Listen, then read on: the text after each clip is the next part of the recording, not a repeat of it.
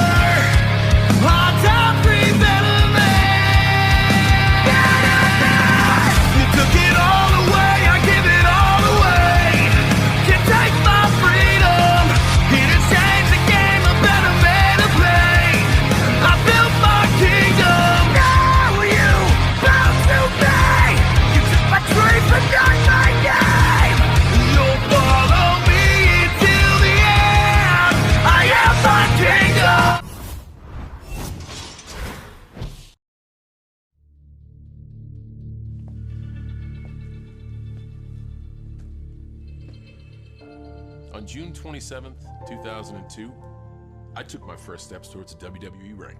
The first massive opportunity to realize a dream, a golden opportunity to make it, the world of sports entertainment, a chance to prove I belonged in the WWE universe. And I failed. But in that failure, and over a 20-year career, I've dedicated my entire life's work to 3 words: never give up. For those who've heard that message and stood beside me, I'm forever indebted to your passion and support. I've had to work to earn my place in WWE history.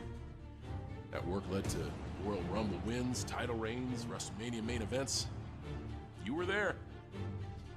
From watching me as a young man, gritting his teeth in generic boots and tights, to the vast array of colorful shirts, wristbands, ball caps, I've always been the driving force for what happens in our universe. A universe with larger-than-life performers like Stone Cold Steve Austin, Hulk Hogan, and the first superstar, Bruno Sammartino. Standing on the shoulders of these giants, trying to become a legend of my own. Let's get back to the ring. The same ring each and every WWE superstar gets to take that exciting walk to. There is a certain magic that occurs in that 20 by 20 square. A symphony conducted by the music, the fans, the cheers, the boos, and of course, the superstars, looking to always rise to that occasion, to capture the next golden ticket, the next opportunity.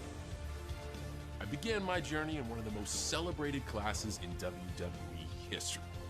From my start until today, I've competed against some of sports entertainment's biggest superstars. Those who've defined generations of entertainment, culture, sport, those who electrified crowds, those who soared through the sky, those who helped me become better at knowing who I was and what I was made of. And, you know, I did enjoy quite a bit of success, but with success comes setbacks. And I've done my fair share of celebrating, but many times I've faced the agony of defeat. No one who has dedicated their entire life to WWE has been able to remain undefeated. But those words, that mantra to always try to be better, has reminded me to never give up. And in the end, I think I did all right. So while I'm honored that the good folks at 2K selected me to be their focus for the WWE 2K23 showcase, I was hoping to share some of that spotlight, some of the best superstars I've ever stood across a ring from on a number of very special nights. So, we prepared a list. During this time, we're going to relive the nights where these fine and sometimes not so fine superstars managed to get the better of me. Maybe there was some underhandedness, and maybe some rules were broken, and maybe simply I just wasn't the best superstar in the ring that night. Regardless, through all these setbacks, I'd have to remind myself, never give up. These superstars and legends help tell the story of not only my career, but of the WWE for the last 20 years. And they deserve as much recognition and celebration as I've received for any of my accomplishments. They managed to defeat me at the highest levels on the biggest stages. So now, with you stepping into their shoes, I'm looking to get those wins back. You can do your best, try to follow the objectives, but I think it'll take me roughly 5 moves to have you staring up at the lights. So are you good enough to follow in their footsteps? Can you keep from receiving an attitude adjustment? Can you even see me? Because while these superstars are proven greats, and while you may be, I think only one thing is true. You can't beat me.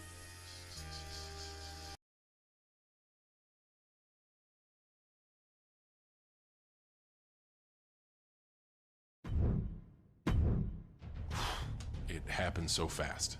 I didn't find out till very late that I was, gonna accept an open challenge with Kurt Angle. There are a lot of young guys back there that want to climb that ladder to success. Well, now's your chance to become a sensation just like me. He is one of the most gifted and decorated superstars in WWE history. He prides himself on being in great condition, and he expects physically the best out of anybody he steps in there with. I wouldn't have had it happen any other way because I didn't have time to think about it. It's like, hey, you're doing this. When? You got 5 minutes. This is John Cena, who could be looking to knock on the door of opportunity. What is the one quality that you possess that makes you think that you can walk out here and come into the ring and face the very best in the business? Ruthless aggression. Kurt showed that even though I was ready to be in a WWE ring, I wasn't yet at the levels of the WWE's greatest superstars. But I was going to put in the work to get there as soon as I possibly could.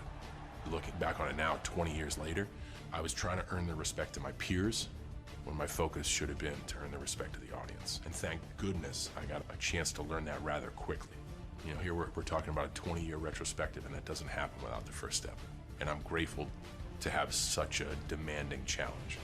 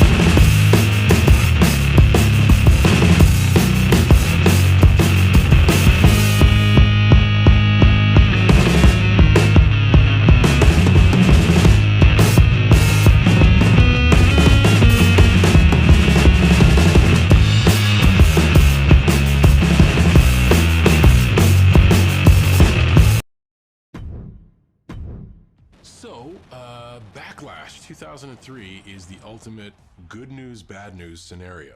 The good news, John Cena makes his way to his first championship match. The bad news, your opponent's Brock Lesnar. But if you want the championship, you got to try to climb the mountain.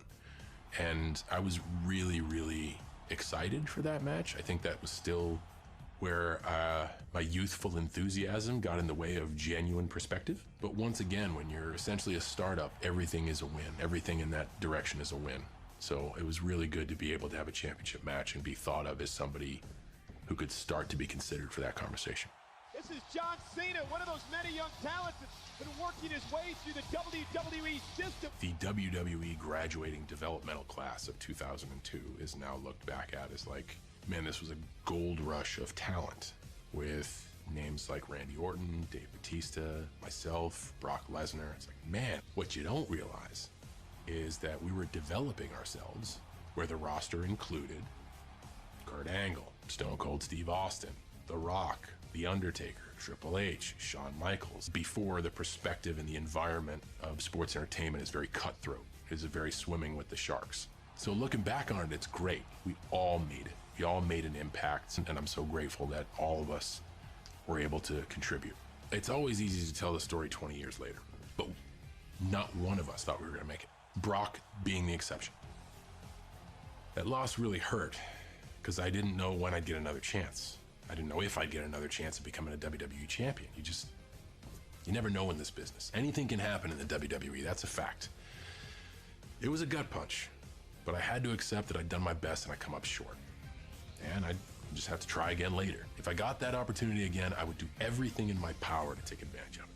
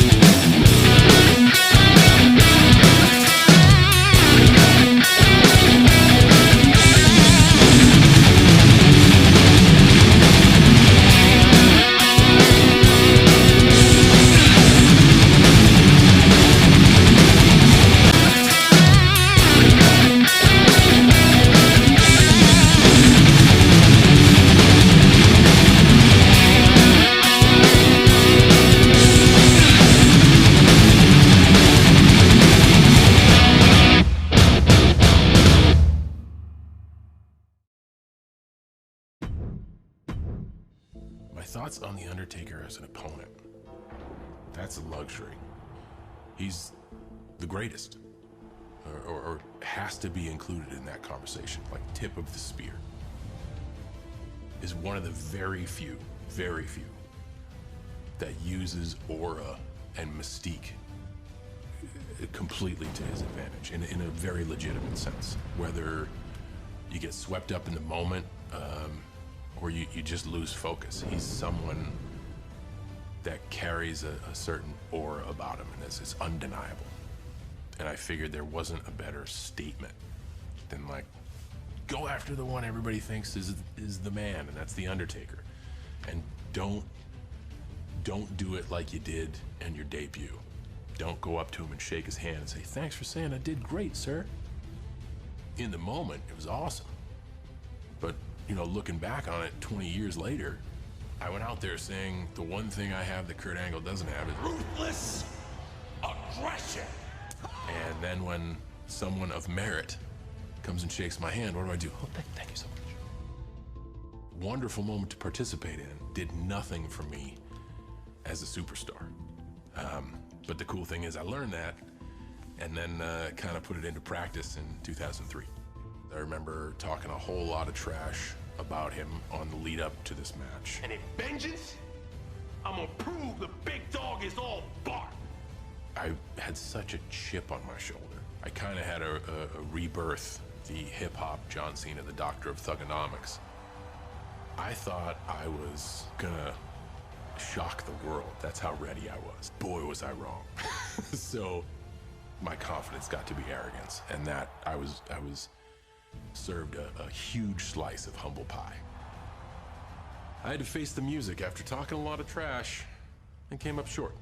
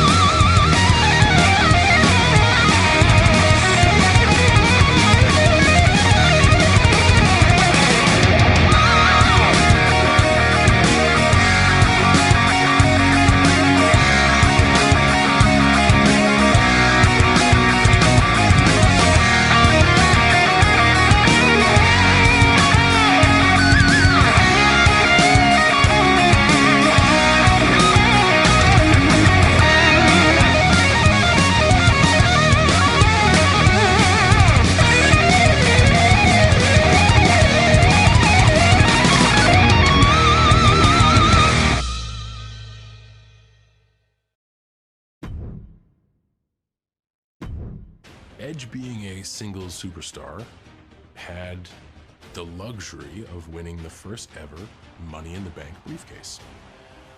And the first of something, no one really knows what it is. And no one really knows its value until it's established. So Edge has this briefcase that supposedly guarantees him a championship match. And precedent had never been set. And then we get to New Year's Revolution and the Elimination Chamber, which is a grueling match, which is a match that I managed to make it through and do okay. Here is your winner, John Cena! And then I hear music. You think you knew me? And then I hear that there's gonna be another match, and it's gonna happen right now. And it's with a fresh Edge who cashes in the Money in the Bank briefcase to take the championship from me that I just earned. Not only did it seem unfair, but it was more than just a loss. It was a loss of a lot of momentum. There's always something at stake. It's either the championship or you're next in line. So you've just gone through this thing put yourself in tremendous physical harm for a yield for this opportunity. And the next stop is WrestleMania. Survive the chamber, cross your fingers for the Rumble. I'm going. WrestleMania is going to be awesome. So that's what I was thinking. As a champion, it sucks. But the important thing about that night is it established what Money in the Bank means. And that's for the greater good. Whoever has the briefcase, it's now established that they're gonna be the champ. It's just a matter of time. After an experience like this, there's no other choice. I was not gonna let it be that easy for Edge. He'd done well picking his spot, but I'd never let that be the last image the WWE Universe had of John Cena.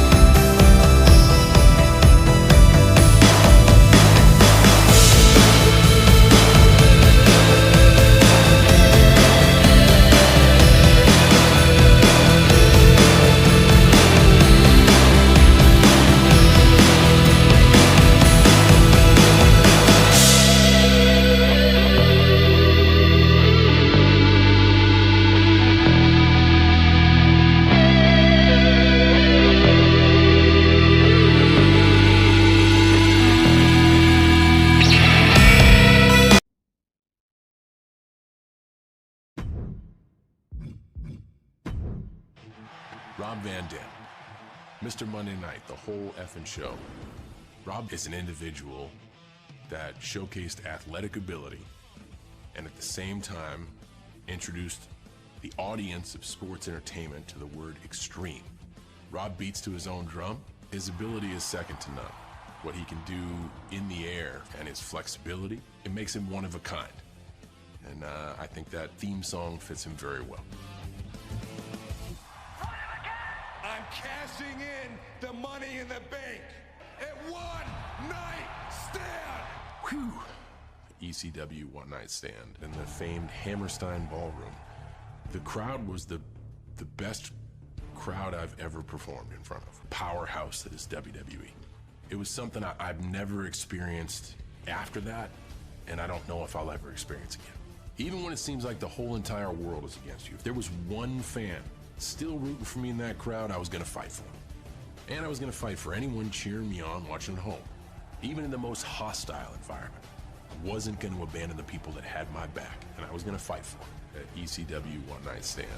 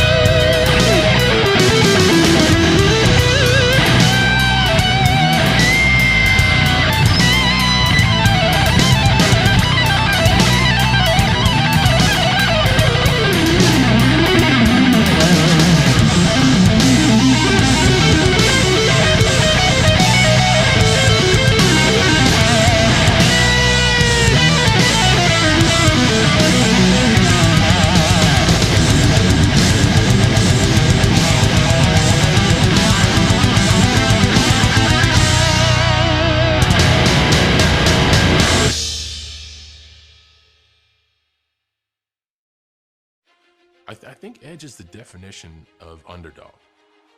I don't think he's matched at all with passion and imagination, but through that, through giving everything, even at a very young age, he was told by everybody that, like, you're only going to make it this far. And a lot of that was, you're never going to make it. I was in the same boat as Edge. You're never going to make it, kid. So when you put two of those people together to draw an attraction, either you make it or you don't. Anyone with any foresight to, like, a crystal ball of WWE was being, this is not gonna work. This will be a one-moment thing and that's it. I think Edge and I have had thousands of matches together. In almost every capacity, we've done almost everything that could be done. My favorite moment with Edge would be a performance we had in Toronto. And in Toronto, everyone cheered for him. There's a wide camera shot of the two of us circling in the ring, and you can audibly hear and read my lips. Edge was bad and got everyone to cheer for him. Do people think it's fair that I have to defend this title against John Cena at SummerSlam? He was and is still always able to kind of morph in and out of these dimensions he's created for himself. This story's gonna have a happy ending, but it's gonna be for me. I really thought I had Edge cornered. I should have known that'd only make him more dangerous. Even with the threat of losing the WWE Championship if he were disqualified, Edge found a way to set me up and cheat his way to another win. I didn't see that coming.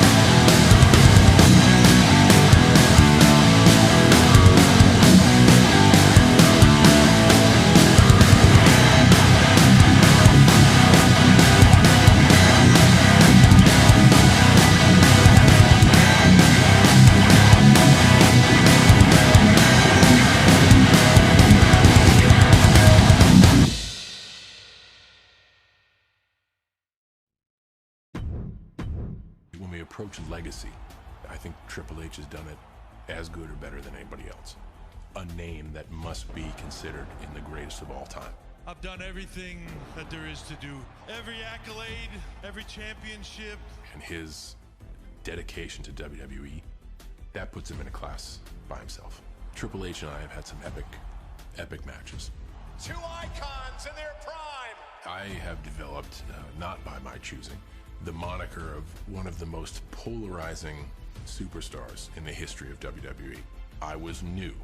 I was brash. Yeah. People still really enjoyed the WWE the way it was. I was a beacon of change that they didn't want.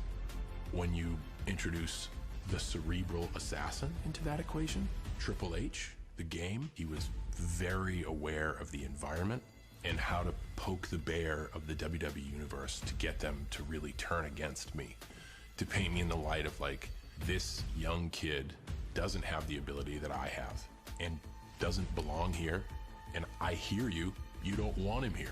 So allow me to use that as a psychological advantage when I go into these contests. It's never been personal between you and me. What it comes down to is being the best. WrestleMania 22, Triple H was the standard, and it was a proving ground for me. A lot of people questioned, do I belong?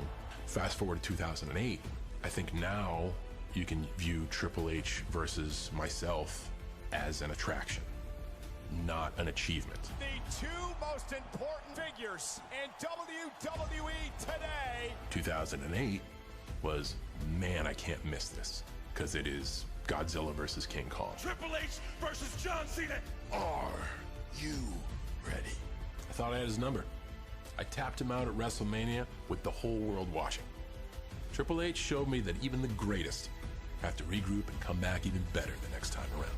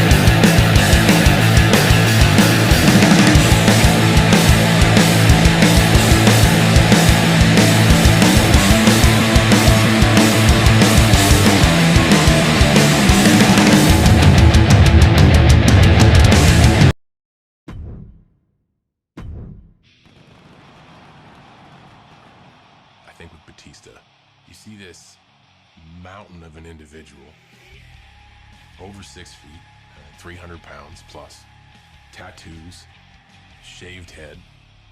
There's a whole lot more than meets the eye. I've never admitted this to anyone, but for 6 years I've been watching you. I had the perspective of he always had something to prove, like through all of his success, which is a Hall of Fame career. It always felt like he was giving off the energy that he always had something to prove.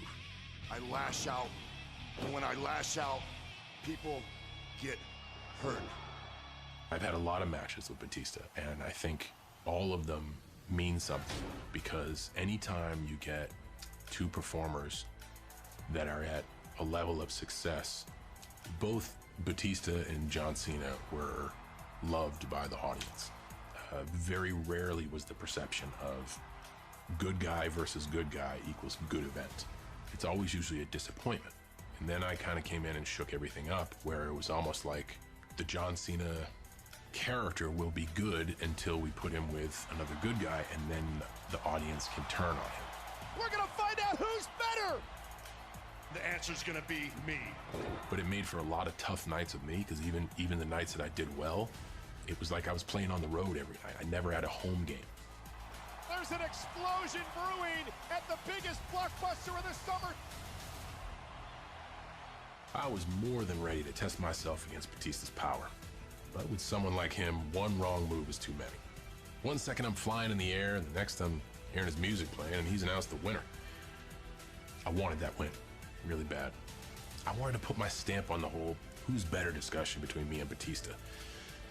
But now I knew the stakes, and any time we'd compete, I wouldn't mess up that same way again.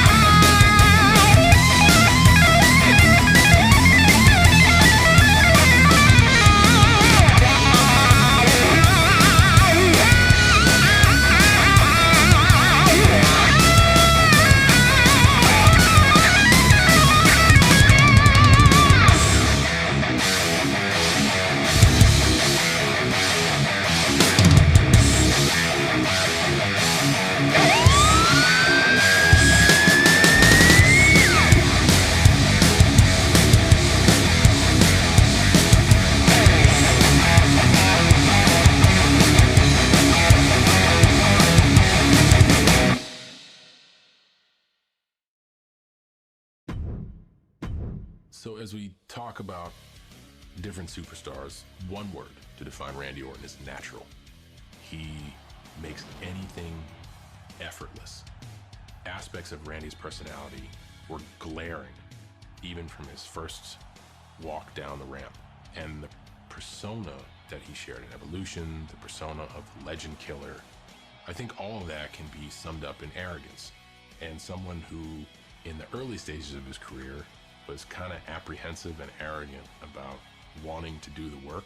Admittedly, his words, even still, when he was apathetic, he looked 100 times better than me at my best. One of the great rivalries in the history of the WWE, Cena versus Orton.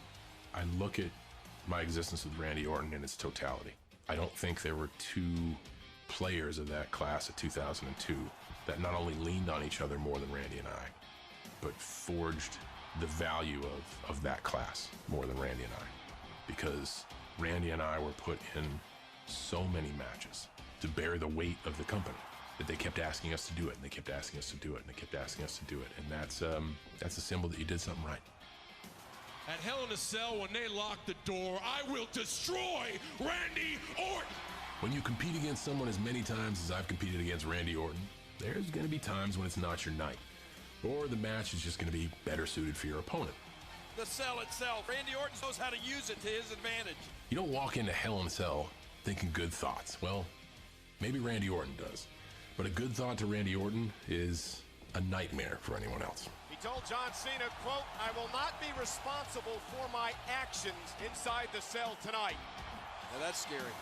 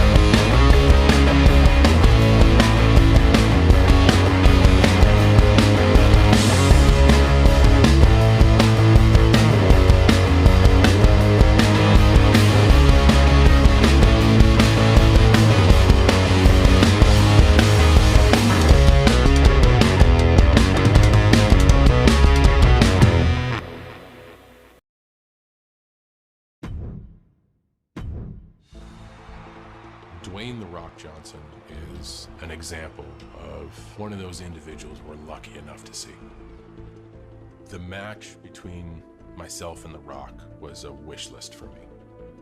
And the template I used for this was a by any means necessary template. I have a legitimate beef with Dwayne Johnson. The guy has gone to another universe. The only way I can lasso him back, make as much noise as I can, and call this guy out for being a fraud. We got the WWE Universe to be part of a magical moment. The WWE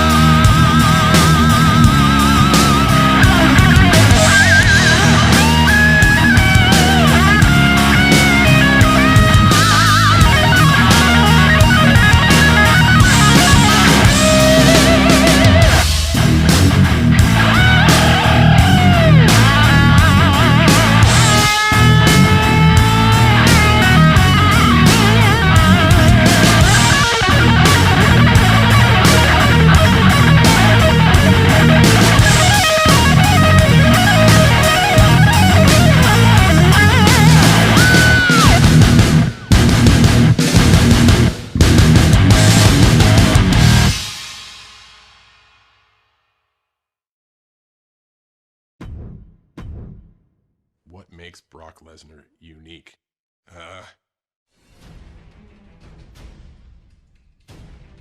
The most intimidating first impression of any human being ever. This guy's a bad dude. Mix that in with the athletic ability, the agility of a gymnast. He's built like a bank vault, and he has the power of a diesel truck. Brock is the one guy who will just take what he wants. Brock walked on to pro football after not having played a down in high school and made the team. And they made the team and they wanted to ship to Europe. He's like, nope, I'm going to the MMA. And then went into mixed martial arts and dominates. And then he comes back to WWE. What was the conversation like among WWE superstars? Do we have enough underwear? Because I'm gonna need a change of shorts. Man, you don't wanna be across the ring from that dude with that look in his eye. You don't wanna be there. Nothing you can do. You need luck. You need luck, you need timing, you need moons to line up to be able to get one over on him. Because Brock functioning as Brock is unstoppable. In the arena, he's unstoppable. Settle in. It's for the WWE World Heavyweight Championship. Cena, Lesnar, the biggest fight of the summer. Fine. Brock Lesnar kicked my ass at SummerSlam in 2014. There's no hiding from it. But, you know, I still managed to walk away with my head held high. Because that match, more than any other match in my entire career, that is the night I think I proved that I would never, ever give up. I fought Brock with everything I had until there was simply nothing left. They say that when they're talking about the heart somebody showed, well, that means they got their butt kicked. Okay, still showed a lot of heart. Never give up.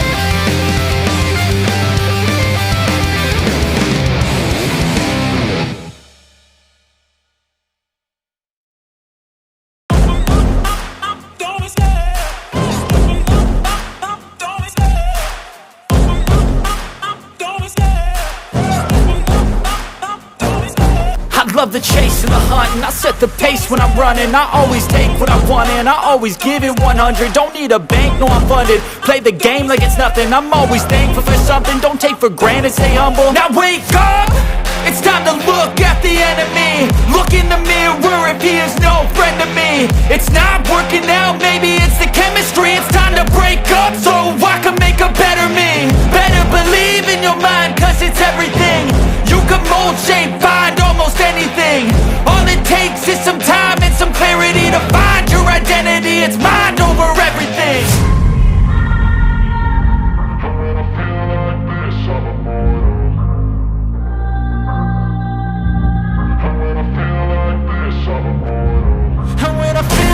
this, I'm immortal. When I feel like this, I'm immortal. When I feel like this,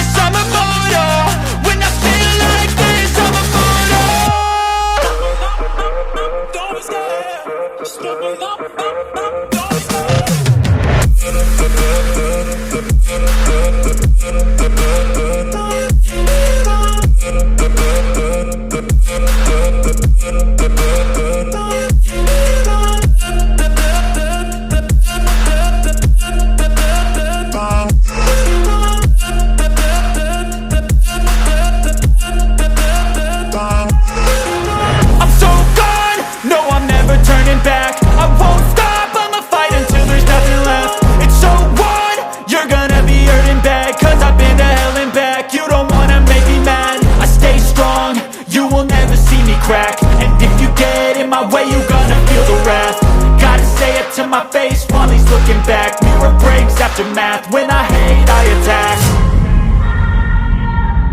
When I feel like this, I'm immortal.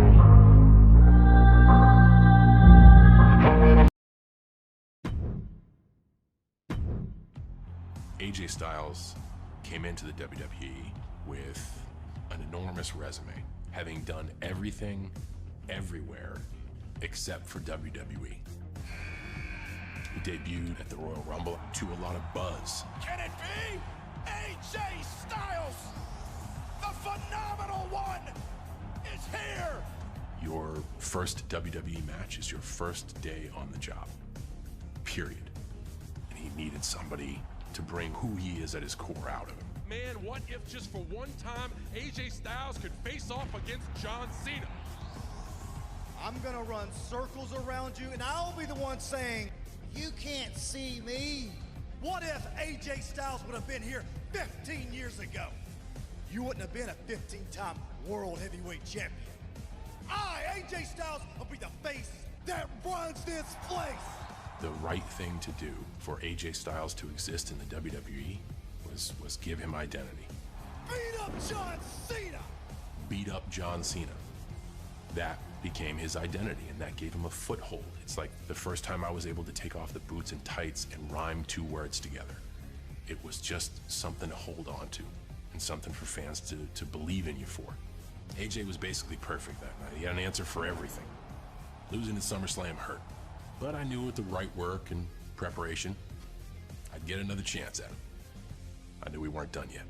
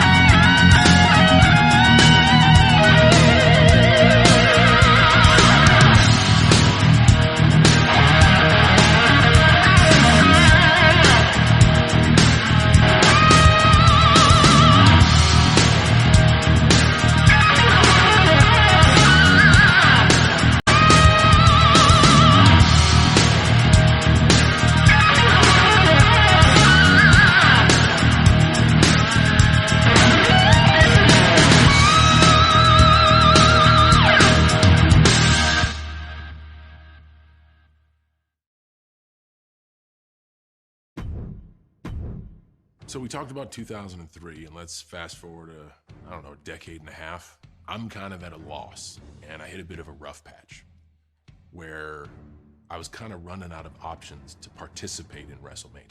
I can't muster a win in the Rumble. The next opportunity I have, I squander. So with about a month to go, I was put in a corner of like, how do I get to WrestleMania? I came up with an idea to look to the one attraction that is associated with WrestleMania. WrestleMania is The Undertaker. If I could drum up enough interest from the WWE Universe, maybe this would be something that they'd want to see. And if they want to see it, I'm really not forcing myself on like, I get this opportunity just because I'm John Cena.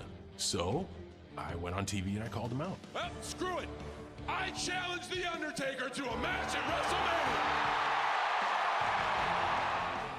And no one had heard from The Undertaker, no one had seen The Undertaker, nobody knew what The Undertaker's position was, whether he was going to show up or not. But every week, I would let the WWE Universe know, like, this is something you want to see, right? And overwhelmingly, they would let me know that it was. So this meeting, which is actually one of my favorite build-ups to a WrestleMania and one of my favorite WrestleManias of all time, happened out of desperation. The mystique of being in a WrestleMania ring with The Undertaker is special. And this one was a great story. I'll never forget this WrestleMania experience. I really won't. It was special to me because it was the first time in about 15 to 20 years I got to watch WrestleMania as a fan.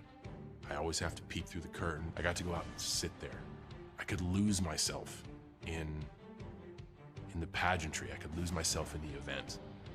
And having that opportunity, that very rare opportunity, to see WrestleMania from both sides, from over the barricade and then in the ring, and then when you're in the ring, be in there with The Undertaker, that's what makes it absolutely unforgettable. There is no shame in losing to The Undertaker, especially at WrestleMania. Now, I called him out, and I had to pay the price for it. But seeing the spotlight back on The Undertaker after he defeated me so quickly, that made it a whole lot easier to handle.